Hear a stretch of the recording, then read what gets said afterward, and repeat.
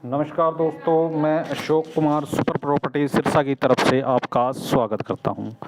दोस्तों, अक्सर देखा जाता है कि राजस्व रिकॉर्ड में दर्ज शब्दों के अर्थ के कारण जिनको हम नहीं समझ पाते, तो हम उस डॉक्यूमेंट्स का मतलब नहीं समझ पाते कि वो डॉक्यूमेंट्स क्या कहना चाह रहा है और हम शब्दों के जाल में उलझ के रह जाते हैं। तो आज मैं कुछ इस तरह के शब्द लाया हूँ जो राजस्व रिकॉर्ड के अंदर दर्ज होते हैं या जिनका इस्तेमाल किया जाता है। तो शुरू करते हैं। जैसे कि ये आबादी देह। आबादी देह का मतलब होता है गांव का बसा हुआ क्षेत्र। मौजा मतलब गांव या ग्राम। मौजा बेचिराग बिना आबादी का गांव। ठीक है। शजरा, शजरा मतलब खेत या गांव का नक्शा। शजरा अक्स, शजरे की नकल। कारगुजारी, प्रगति रिपोर्ट। शर्क, शर्क का मतलब है दिशाएं, यानी कि शर्क पूर्व, गर्व पश्चिम, शुमाल उत्तर, जनूब दक्षिण। गिरदावर कानूगो पटवारी के कार्य का निरीक्षण करने वाला। दफ्तर कानूगो तहसील कार्यालय का कानूगो। नायब यानी कि सहायक, जैसे नायब तहसीलदार होते हैं यानी कि सहायक तहसीलदार। ठीक है जी। नायब का मतलब होता है सहायक। नहरी, नहर द्वारा सिंचित की जाने वाली। आबी, कुएं व नहर के अलावा अन्य साधनों से सिंचित भूमि। बंजर जदीद, 4 फसलों तक खाली भूमि। बंजर कदीम, 8 फसलों तक खाली भूमि। गैर मुमकिन, ऐसी भूमि जिस पर मकान या कोई निर्माण किया जा सके। गैर मजरूआ, जिस भूमि को कभी भी खेती में प्रयोग किया जा सकता है या जिसको काफ़ी समय से खेती में प्रयोग ना किया गया हो। बटाई, पैदावार या भाग का हिस्सा। मूर्तहीन, गिरवी लेने वाला। बाया, भूमि बेचने वाला। मुस्तरी, भूमि खरीदने वाला। वाहिब, उपहार देने वाला। देहिंदा, देने वाला। गरिंदा, लेने वाला। हिब्बा, उपहार या गिफ्ट।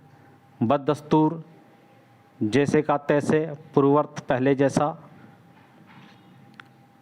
बद दस्तूर का मतलब होता है जैसे का तैसा या पूर्ववर्त या जैसा पहले था। बनाम मतलब के नाम, जैसे कहते हैं ना फलाना के बनाम फलाना, यानी कि उसके नाम से। हद, सीमा। वल्दियत, पिता का नाम।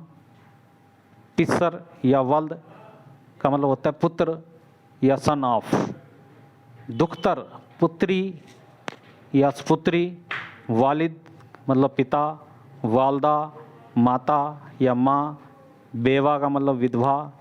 दुख्तर मुतबना, दुख्तर मुतबना मतलब गोद ली गई बेटी। मेड़, खेत की सीमा। बरानी, जो भूमि केवल वर्षा से सिंचित हो।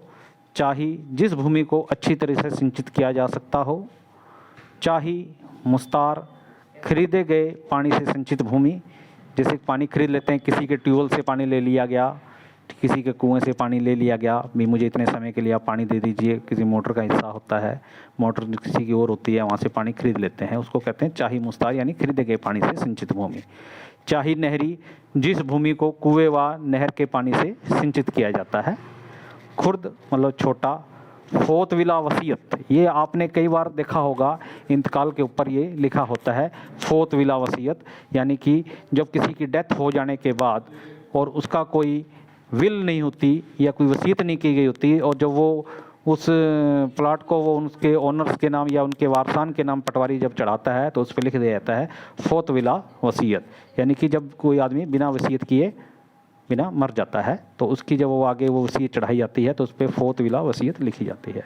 इकरारनामा, आपसी फैसला या एग्रीमेंट। तो ये कुछ शब्द मैंने आपके लिए इकट्ठा किए हैं, और कुछ जो और शब्द हैं मैं अगली सीरीज में आपके लिए लेकर के आऊँगा। अगर आपको ये मेरी वीडियो अच्छी लगी हुई हो तो कृपया लाइक करें, बेल आइकन बटन दबाएं और इसको आगे शेयर करें।